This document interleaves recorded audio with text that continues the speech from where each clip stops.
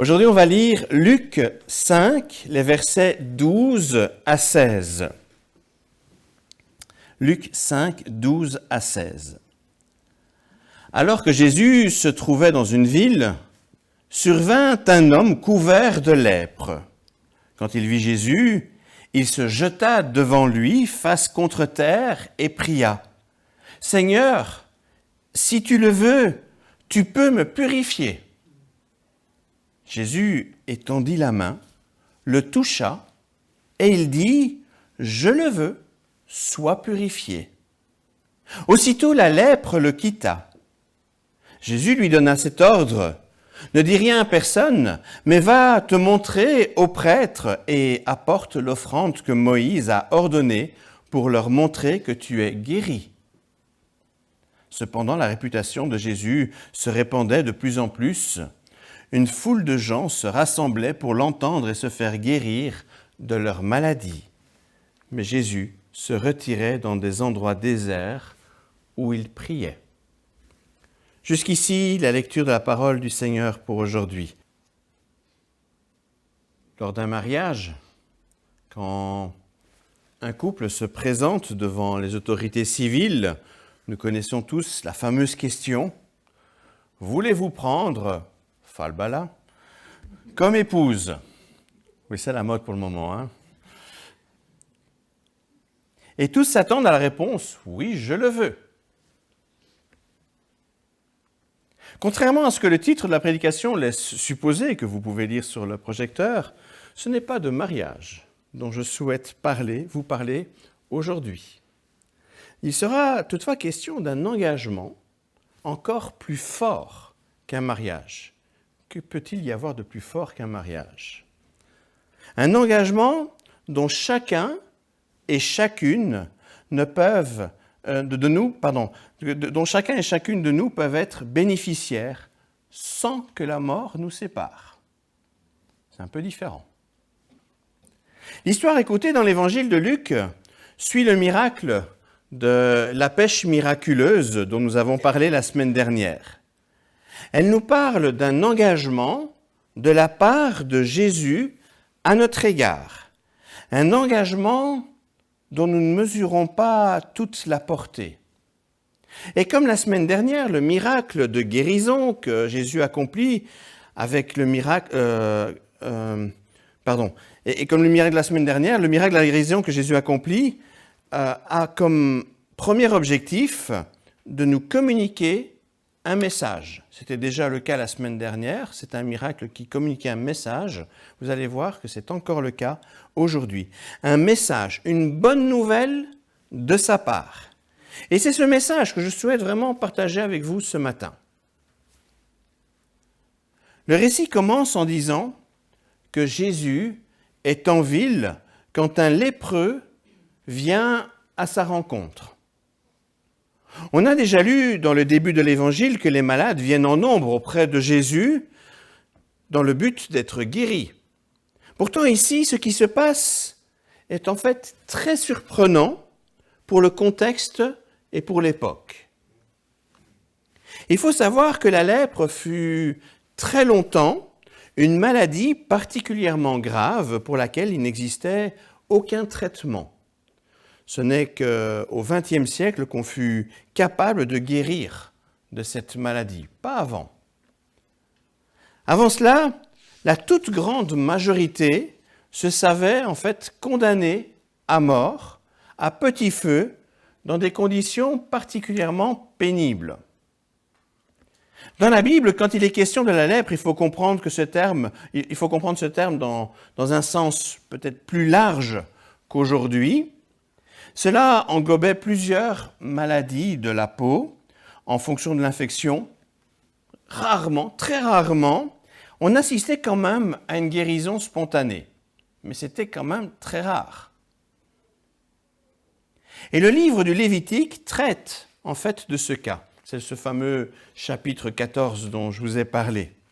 Mais la plupart du temps, on chassait les malades, les lépreux, des villes et des villages. Ils devaient vivre à l'écart, on savait qu'ils étaient contagieux et on ne voulait pas que tous soient touchés par la maladie, donc on les mettait à l'écart, souvent dans des grottes, tout ça pour éviter toute contagion. Et un dispositif était prévu pour permettre aux membres des familles des lépreux, des malades, d'apporter de la nourriture en évitant tout contact. Ils venaient déposer la nourriture à un endroit, ils partaient et puis les lépreux venaient chercher la nourriture. En sachant tout cela, on peut à présent se rendre compte de la surprise en fait, de la rencontre entre le lépreux et Jésus. Tout d'abord, le lépreux sort de son refuge pour aller en ville. Une zone strictement interdite pour lui. On ne peut pas dire que le malade est venu en ville en cachant sa maladie, puisque l'Évangile précise que sa maladie était déjà dans un état très avancé. Il était couvert de lèpre. Et donc bien visible de tous. Le malade a certainement des bandes en guise de pansement à plusieurs endroits visibles de son corps. Deuxièmement, il ose aller à la rencontre de Jésus. Pourtant, Jésus n'est certainement pas seul à ce moment-là. À la fin de l'histoire, il est dit que Jésus cherche à se mettre à l'écart. Cela indique bien qu'il est sans cesse pressé par les gens.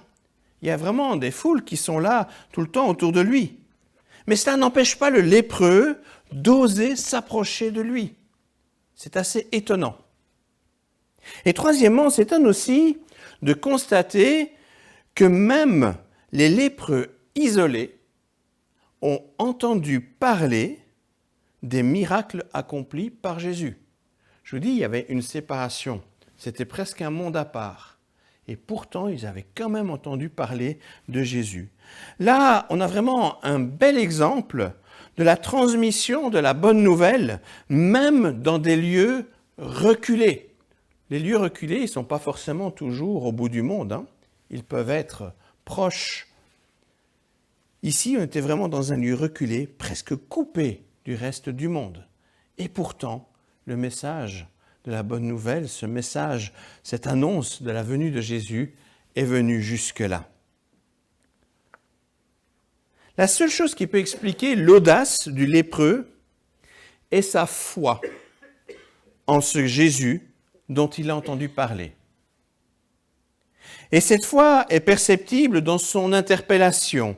À genoux devant Dieu, il lui dit « Seigneur, si tu le veux, tu peux me glorifier, me purifier. » La condition dans ce message, dans cette parole, n'est pas sur le fait de pouvoir guérir. En fait, il ne doute pas de la capacité de Jésus à guérir. La condition est sur le souhait de Jésus pour guérir. Le malade a visiblement la certitude que Jésus a bien la capacité de le guérir, mais il s'interroge sur la volonté de Jésus à l'aider.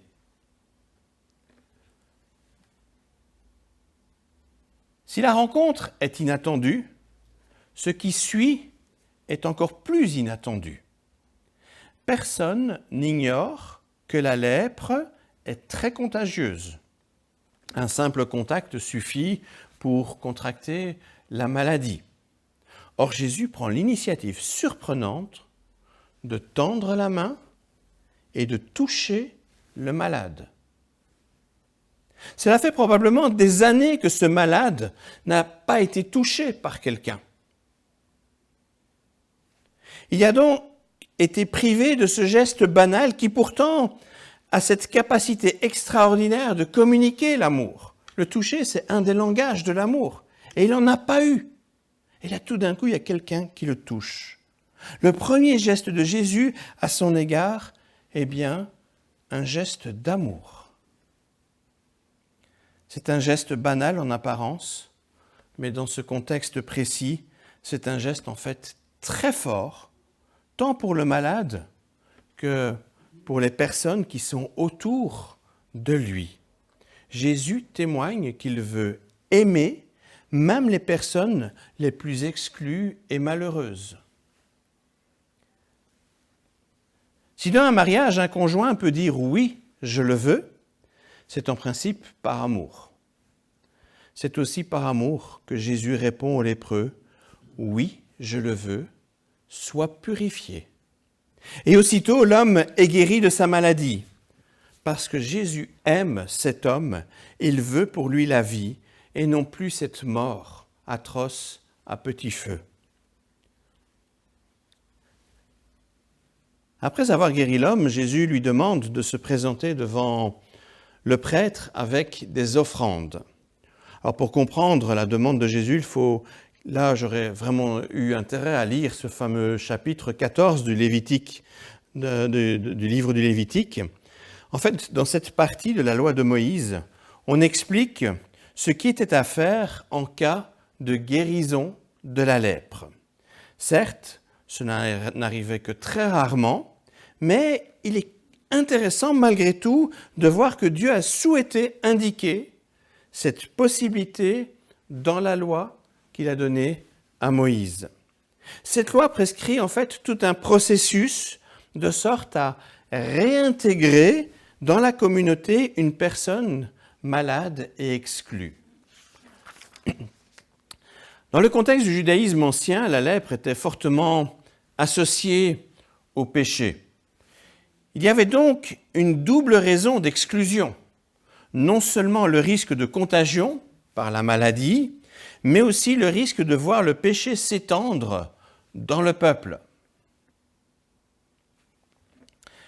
Le fait que Dieu prévoit un processus de réhabilitation dans le peuple est déjà une indication de sa volonté de ramener les pécheurs au sein de son peuple, de ramener les brebis égarées dans le troupeau. Si vous avez lu ce chapitre 14, au début, vous avez dit « c'est un peu dur à lire », et pourtant ça nous parle quelque part de cette réintégration, de cet accueil que Dieu veut nous faire. Alors je ne rentre pas dans les nombreux détails de cette loi, on peut la résumer en disant que la personne guérie offre un sacrifice pour sa purification, autant physique que par rapport au péché. Les deux éléments sont indiqués dans la loi. On aurait pu se dire pourquoi le péché, puisqu'il s'agit de la lèpre, mais les deux éléments sont bien mis dans la loi. Et aussi un sacrifice qui, quelque part, est là pour exprimer sa reconnaissance à l'égard de Dieu. En fait, comme nous le voyons par la suite, la demande de Jésus n'est pas anodine.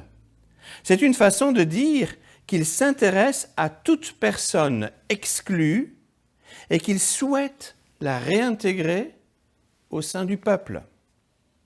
Il invite aussi le bénéficiaire à vivre ce cadeau dans la reconnaissance.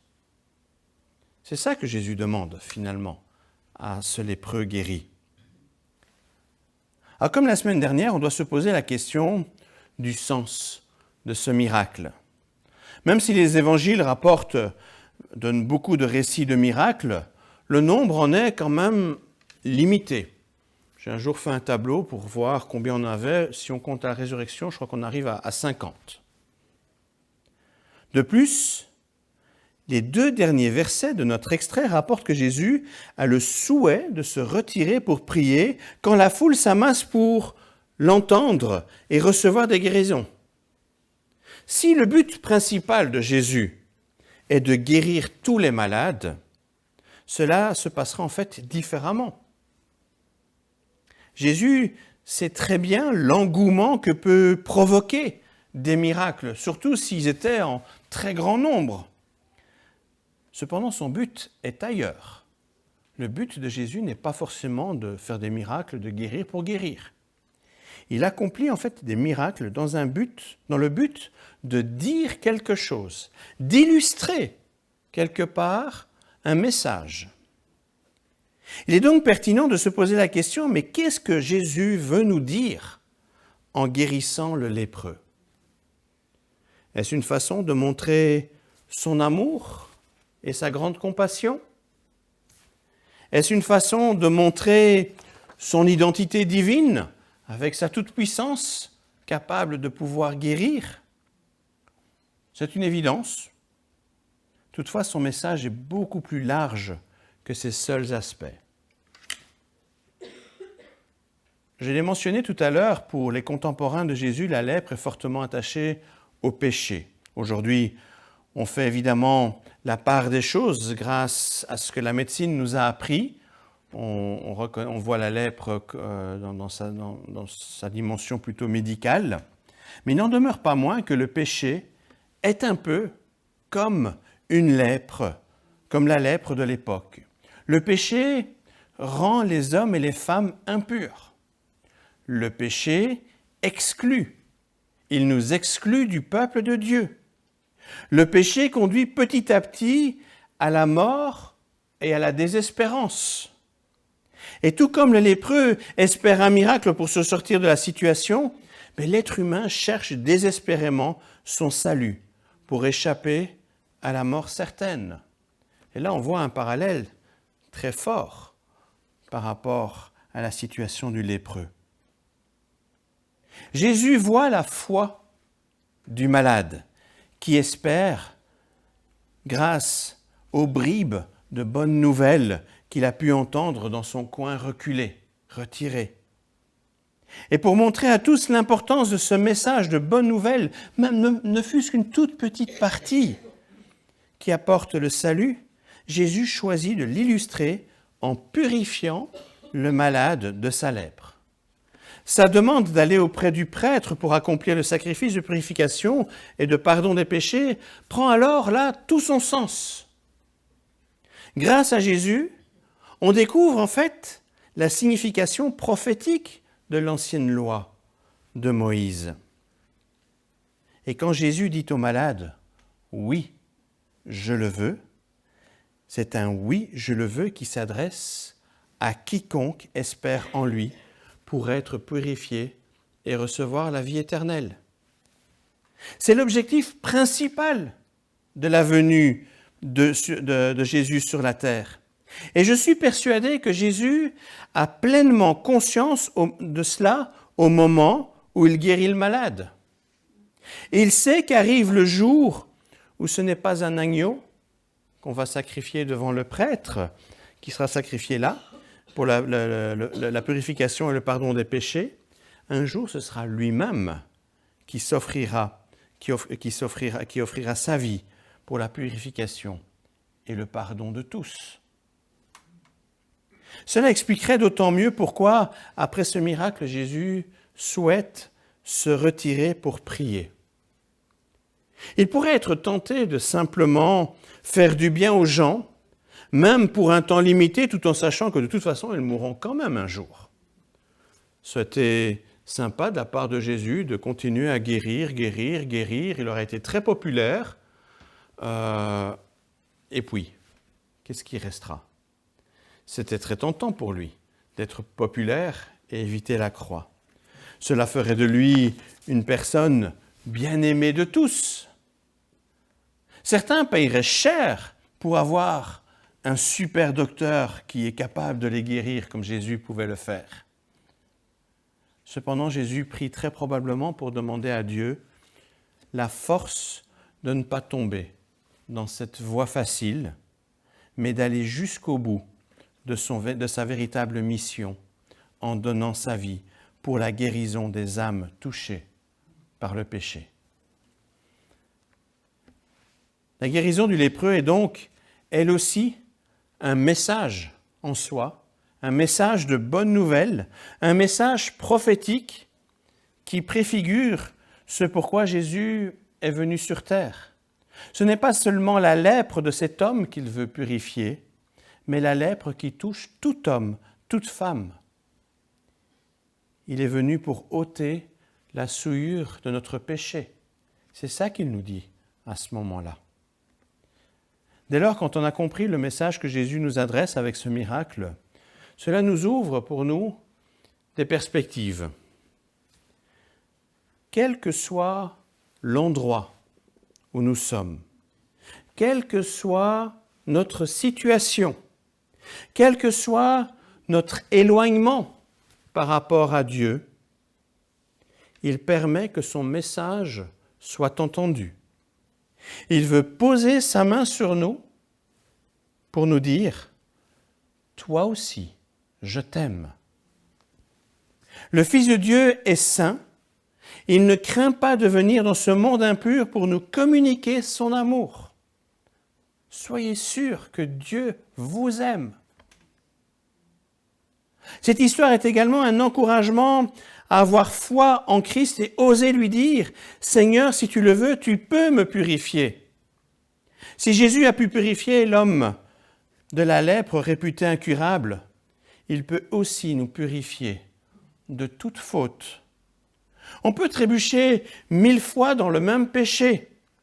Il sera toujours là pour ceux qui croient en lui et qui se repentent sincèrement et qui veulent vraiment sortir de leur misère, qui veulent sortir de leur prison, de cet enfermement, de cette exclusion. Le message de Jésus résonne encore aujourd'hui pour nous. Oui, je le veux aussi pour toi. Il a tout accompli pour que ce oui puisse être donné à tout le monde, jusqu'à la fin des temps. Parce qu'il nous aime profondément, il a toujours ce désir de nous permettre de revenir dans la famille, de nous réintégrer dans le peuple de Dieu. Quoi qu'il se passe, quoi que fût notre attitude par le passé, il veut toujours guérir notre cœur de tout péché, afin que nous puissions vivre éternellement avec lui. C'est véritablement un engagement du Christ à notre égard. C'est un oui, je le veux, plus fort encore que celui d'un mariage. Un engagement fidèle pour que nous le recevions, pour que nous recevions la vie éternelle. Aujourd'hui, nous n'avons plus besoin de sacrifice de purification. Jésus a offert sa vie une fois pour toutes à la croix.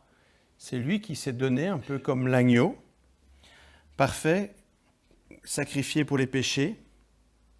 Toutefois, nous sommes encore appelés à exprimer notre reconnaissance.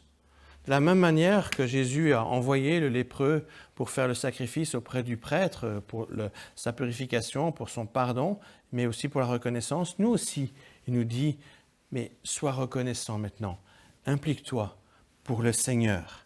Si Jésus nous purifie, c'est afin de faire de chacun et chacune de nous des adorateurs du Dieu vivant, et cela pour l'éternité. Ainsi donc, avec tout le peuple qui lui appartient, disons à Dieu, à lui soit toute la gloire. Amen.